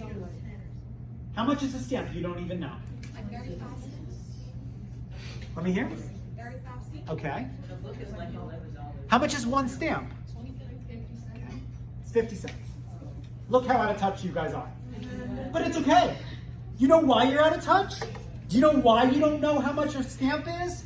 Because this business model has become completely irrelevant. Yes? Yes. How many of you go to the post office to mail things? You mailing a letter? How many of you? Okay. What are you mailing? Package? Shipping, A package? Yeah. Okay. Talk about that in a second. Yeah. But how many of you are mailing a letter? Yeah? Who are you mailing a letter to? I don't get to get in your business, but birthday card? No? What are you mailing? Incarcerated. Okay, fine. Okay. Letters, card. How many? Yeah, you pay a bill. How many of you pay a bill through the mail anymore? How many of you send birthday cards anymore, Christmas cards anymore? It's irrelevant. Okay, here's my other thing. Can I ask you this like crazy question? Tell me if you've ever thought of this before, because I think about this a lot.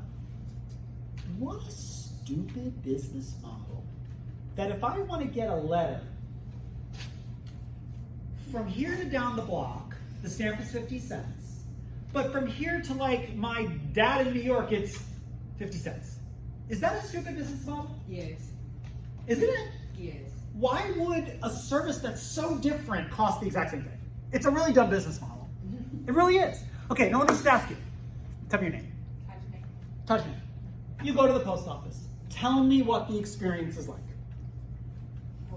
Why? What do you do when you get to the post office? Well, sometimes I just drive around and put in the little thing. Okay, because you have your stamp already, ready to roll. But if you need to go inside, what do you do at the post office? Wait in line. Okay, that's where I was going with this. You wait in line, nobody is in any kind of rush to get their job done, and then you finally get up to the counter, and what's the experience like? Horrible. They're rude. That's been mine. I could back you up on that. They're rude, they don't care, blah, blah, blah. Why? They work for the government. When you remove consumer choice from any industry, when you don't have a choice, the only way to get your letter from point A to point B is that 50-cent government stamp on that letter. There is no reason to provide you with good customer service. There's no reason to provide you with a business model that might be better than the one before. You guys, the post office, the postal system, it should have been the one that invented email. They should have invented email. I mean it. If they invented email, they would have been ahead of the game in terms of how the industry was changing. That would have been their competitive advantage. email is basically what kind of killed the postal system. That's why the postal system's been in such bad shape. Okay, let me make sure you can write this essay. All right? So what if the government took something that it owned, government owned, and privatized it, turned it over to the public, and you and I could start entities that competed against each other? Jeunet is going to start one, and John Conte is going to start one. What would happen? Let's start with this. What would happen to the price of a stamp if the two of us are competing against each other? I'm going to reduce the cost of my business, right? I'm going to give you a cheaper option to mail your letter. What would happen to quality and innovation and inventions? What would happen to quality, innovation, inventions? Well, let me tell you, I want to put Jeunet out of business. So you know what? All of my postal workers, we're going to wear ties and pocket squares and designer shoes, and you're going to get a glass of champagne when you walk in my door, and I'm going to have a disco ball at the top of my post offices because that's going to be my competitive advantage. So what happens when organizations are competing each other? Innovation goes up, quality goes up, right? Why? What are we doing? You got it. I rest my case. Does everybody understand what privatization is? It's the government turning a monopoly into competition. Questions? Yes, thank you. Thank you. Was that a leading question? What did she say? She said, is there anything bad about this? Yes, yes, yes. Here, innovation goes up. Here, let's talk. So generally, your United States government operates the prison system. And the prison system is supposed to do what?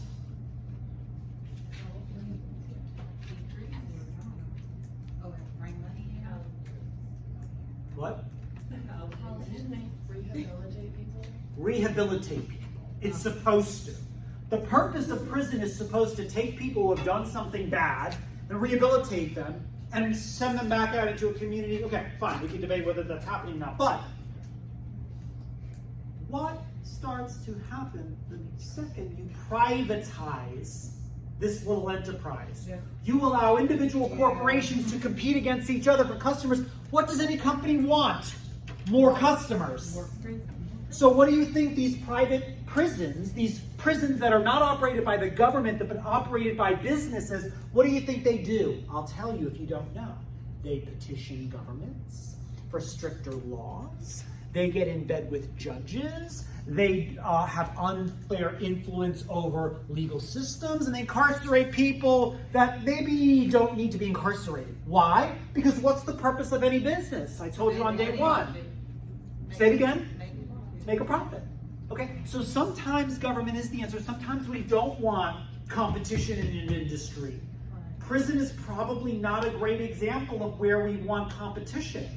We probably want one, hopefully not corrupt organization overseeing this. Water. Do you all know there's a big push in this country right now to privatize the water supply? How crazy is that? Companies like Danone and Nestle, they're like fighting to own the water supply, to privatize it.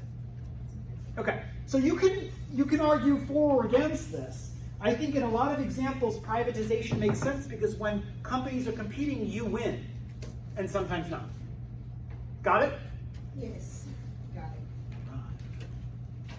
Second written question on exam number 1. Has anybody figured out when exam number 1 is? November 7th. When? November 7th. What? November 7th. November 7th. Yes, I'm seeing it now. November 7th. That is in 3 weeks, right? 2 weeks?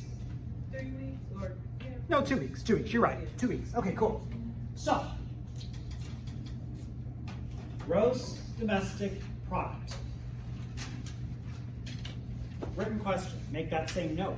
You got the stars going. I like it. But are you going to remember what the star means? Are you going to remember what the star means? Okay, cool. Cool. Gross domestic product. It is the total of everything one country makes in a year. I'll say it again. the total of everything, all the goods and services that one country makes in a year. Okay? So 2 parts to this question. What do we make? I'll start there. The total value of all the goods and services a country makes in a year. What do we make? What does the United States of America make? Well, sure, everything that we make we want to export, but what do we make? Cotton. What do we make? What do we make here in Texas?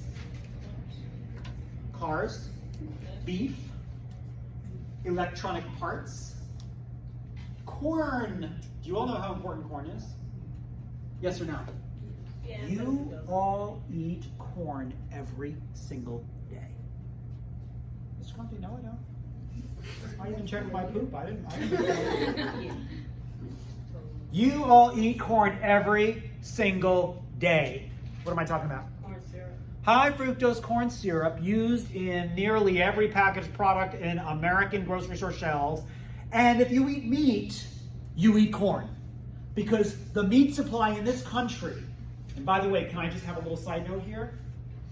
Animals are not supposed to be eating corn. Do you understand that? Yes or no? No. Cows and chickens, and what else do you eat? Pigs. That's pretty much Goats. it. What? Pigs. Pigs. Thank you. Pigs. I eat a goat. Some of you don't. Goat. I've eaten goat. Lamb. Lamb doesn't necessarily come from the United States, so actually, but primarily chicken and corn. I mean, chicken and beef that we eat. It ain't supposed to be eating corn. Do you understand that? But corn is so readily abundant in this country and so cheap that what do we feed our cows and our chicken? Corn. And so cows and chickens are eating corn. That's how they're getting really fat, really big, really quick, that you eat them, okay? But the problem with beef and chicken in our country is that it is constantly sick. What do you think would happen to you if you were eating things that you're not supposed to be eating? Beef, cows, and chicken, 90% of them in this country are sick. So what do we do to cows and chickens? Because they're eating the wrong thing and they're constantly sick. What do we do with them? Before we kill them. Take them to the vet. Girl, you wish. Think about a producer of cows that has thousands of cows on their pasture. Those cows are going nowhere but the slaughterhouse. But meanwhile, they're eating corn. What do you think we do with these animals, all of which are sick? Come on. Thank you. We give them antibiotics. They live an entire life consuming antibiotics. Why are they taking all these antibiotics? Because they're eating something they're not supposed to eat. So, corn. You all are ingesting corn every day. And you're eating it, that's right. That's why, if you can afford to do so, when you buy meat, look for grass-fed meat. Grass-fed beef is expensive. You know why? Because cows are supposed to be eating grass. And there's not a lot of room for cows to eat grass, so producers of that type of meat charge a lot more money for it. But that's real meat. Anyway, that was my side note. So, what else makes up our gross domestic product? Entertainment, movies, music, television, pharmaceuticals, cars, oil. I have a funny story. When I first gave this presentation here at Wade College some years ago, I put that literal picture up there, and I was asking, okay, what's this, and what's this, and what's that? And a girl said, all. And I said, no, not all of them, just this one. And she said, all. And I said, no, just this one. What is this one? And she said, all. And another student, I was so embarrassed, said to me, Mr. Conte, she's saying oil. Oh my God. I was so embarrassed. I kept making her say all like 5 or 6 times. Oil. I finally got it. Oil. She was saying oil, 2 syllables. I was so embarrassed. So oil. By the way, do you all know in the last couple of years we are energy independent? We do not need to import oil from anywhere. We do, but we don't need to. That's pretty exciting, especially from a national security perspective, that we can produce the energy that we need in this country. That's pretty cool. Okay, and healthcare and information and the banking industry and the housing market. Okay, so one more time. for purposes of exam number 1. What is gross domestic product? The total of everything that we make in a year. Great. Country. Beautiful. The total that any one country makes in a year. Total of all the goods and services. Okay, but I have one follow-up question. One follow-up question that I know you know the answer to. Why would we make less? In a year, why would we make less? Why would we make less?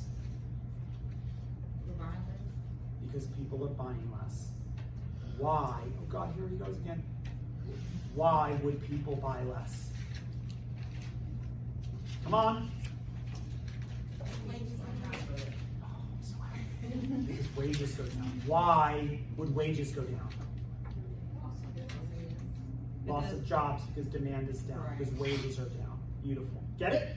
So, GDP, gross domestic product, it's a really good microeconomic factor to pay attention to. When you hear GDP is down, that's telling you right now consumer confidence is hurt. Do you understand that? When GDP is down, companies are making less because you all are buying less, that's a red flag. It's a really important microeconomic factor. And conversely, let me tell you right now, I am going to have my ear glued to Christmas. I think Christmas is a make or break for this country. Do you hear me? If we have a soft Christmas, if we have a disappointing Christmas, if retail does not do well this Christmas, I'm telling you right now, we're headed for something bad next year. Maybe not that, but possibly the R word. Okay? If we have a good Christmas, if retail meets its needs, then GDP will continue to rise next year, and yay for us.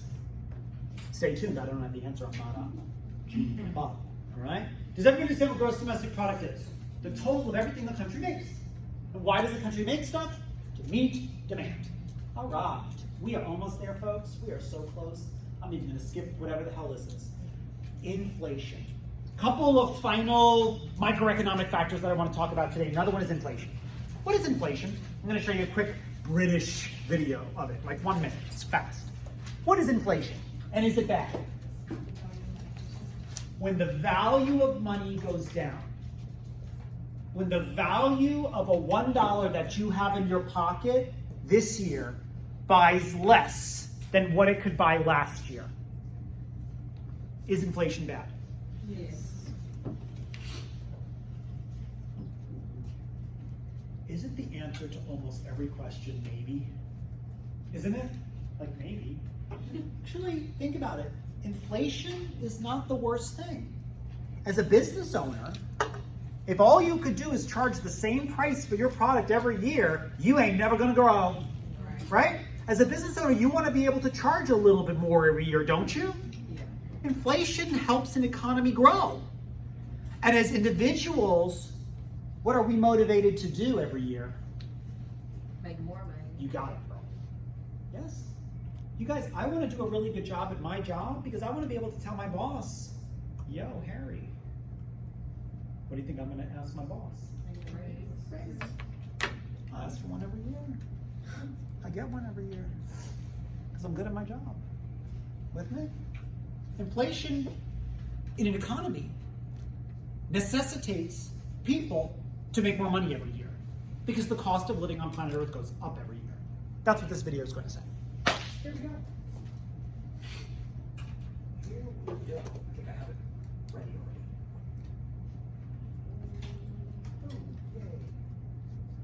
already. You know what? I hate when this surround sound doesn't work, but all right, we'll take a chance. Let's see if I can. Watch it be deafeningly loud. Stand by. When McDonald's launched the Big Mac in 1967, it cost just 45 cents. But the same Big Mac now costs $3.99. Why?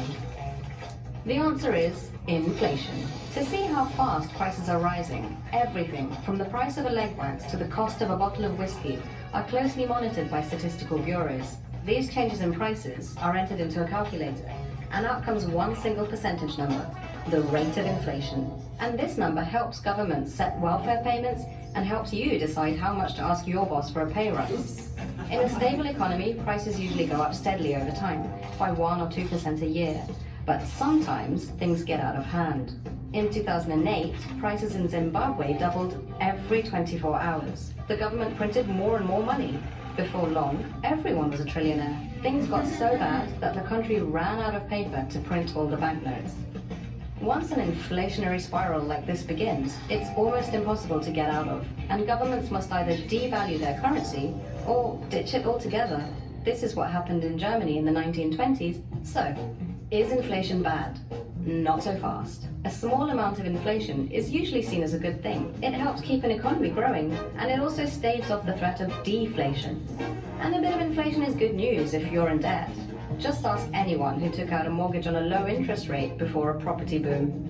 But it's bad news for savers. Just as inflation eats into debt, it also eats into savings. £100 stashed in your piggy bank will buy you less in 5 years' time than it will today. If your income isn't keeping up with prices, you're getting poorer. For one of the most important concepts in economics, it's also one of the simplest. Inflation is just the average rate that prices are rising. Ta-da! Average rate that prices are rising. Was that an applause for my video? Sorry. That is the first time I ever got an applause on a video. I thank you for that. That's exciting. That is exciting. All right, questions about inflation, right? Just the average price that prices are rising. By the way, what is a typical inflation rate, like in our country? How much do prices go up year after year? Well, it depends. Like if a house went up by $1, that would really suck. Yeah, it's a Right? percentage, right? Uh-huh. I'm not sure. 10%? Yeah, 1%, less than 1%. And so your salaries need to go up 1% or more, 2%, right? You're asking for a raise, you should be asking for a 2%, 3% raise so that you can outpace it becoming more expensive to live on planet Earth. Okay, last 2 slides. Quiz question today. This might be the last quiz question. And it's simply this, don't write all this junk down. I want to explain to you in plain English what unemployment is, okay? But first, I'm going to tell you what it's not. Quiz question. Unemployment is not the total percent of people not working. That's not what it is, okay? It's not, of all Americans, what percent don't have a job? No. Why not? Because we don't count in unemployment the wealthy housewife or the wealthy house husband who chooses not to work, the retired person who is done working. We don't count the college student who chooses to do college full-time and not focus on a job. You're not included in unemployment, okay? Unemployment is the percent of people who don't have a job and are looking for one. The percent of people who are unemployed and are actively seeking a job, okay? That's who unemployment is. Now, the unemployment rate, last time I did this, so, 4 months ago, was 3.8. Don't keep staring at it, you'll get dizzy and throw up. How do you know that though? How can you figure out? So, the federal government calculates everybody that calls into an unemployment system every month as an aggregate total of all of the people who work in the United States or are tax-paying individuals, okay? And so this is an estimate. Is it 100% accurate? Of course not. Who can Google for me right now? Do you want me to stop this so you don't puke? Yeah? Okay, good. Glad you asked. Who can Google for me right now the current unemployment rate, which will be last month? What are we in October? So you'll find September. Do September 2019 unemployment rate. Tell me what it is. Or just sit here and stare at the wall. You can do that too. 3.7? Is that what you got? Okay, fine. So, does that mean that 3.7% of all of the 330 million Americans are unemployed? No. It means 3.7 people of America are without work and are actively seeking jobs. Can I say something offensive to you all? Yeah? If you live in the DFW area and you don't have a job, but you want one, you are crazy. Because we have literally in parts of our city negative unemployment rates. The city of Plano, not that far, Tollway a couple of They have a negative unemployment rate. They have more jobs than they do people seeking work.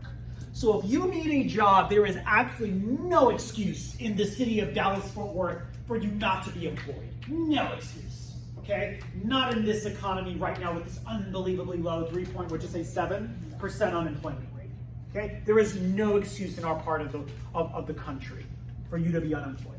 Unless you're physically unable to work, of course, then that's a different story, okay? Questions about unemployment? One last slide. Percent of people actively looking for work who are unemployed.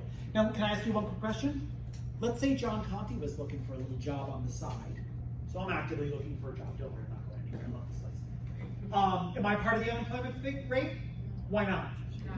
Because I'm not unemployed, right? It's only people unemployed and actively looking. If you have a job but you just hate it and you're looking for new work, you're not part of the unemployment rate.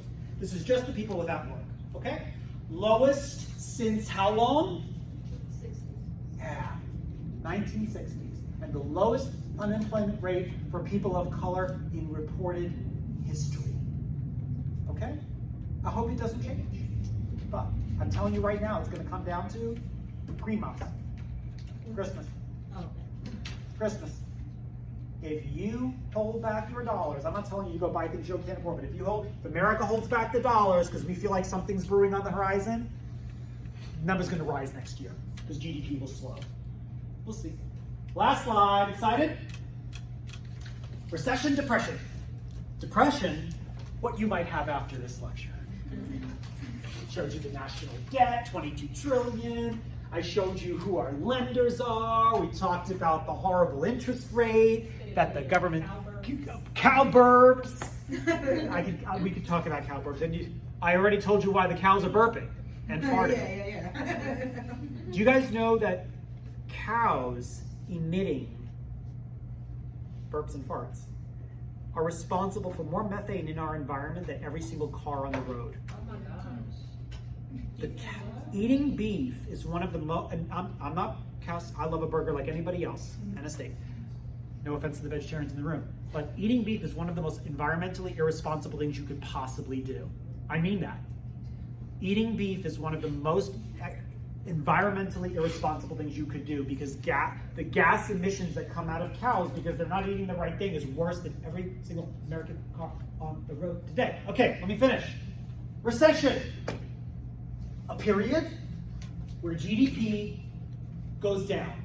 Okay, I am gonna do this for the very last time and then I promise I won't do it again for this whole course. I promise I will not do this again. Why does GDP go down? Why would GDP go down? I promise I won't do this again. Because consumers are buying less. Why do consumers buy less? Because wages are down. Beautiful. What's your name? Tajane, asked you already. I'm going to remember it this time. Tajane, wages are down because unemployment went up. Unemployment went up because demand went down. What's your name? Because demand went down. Beautiful. Okay? So that little process we described is recession. Okay? It's a period where gross domestic product goes down. What is gross domestic product one last time? For the sake of our exam number 1? The total of everything one country makes in a year. All our cotton and cows and corn and beef and cars and pharmaceuticals. The total of that is our gross domestic product. It goes down if you guys buy less. It goes up if you buy more. Okay, last thing, depression. A period of recession that doesn't go away. It's like a bad case of acne that I have had this week, right? Visitors were coming, boom. You know, it is a lie that acne clears up in your 30s or 40s or 50s. It just doesn't, okay? It's like a zit that doesn't go away. That's what a depression is. It's a period of recession, and we've only experienced one depression. When? 29 and 30s, yes. The Great Depression, that's the only time we've experienced a prolonged recession. The only real recession we've experienced, there's one in the 70s, one in the 80s. Not even during post 9/11 was it truly a recession. We just things slowed down because people got scared. That's it. Thank you. Good night. Questions?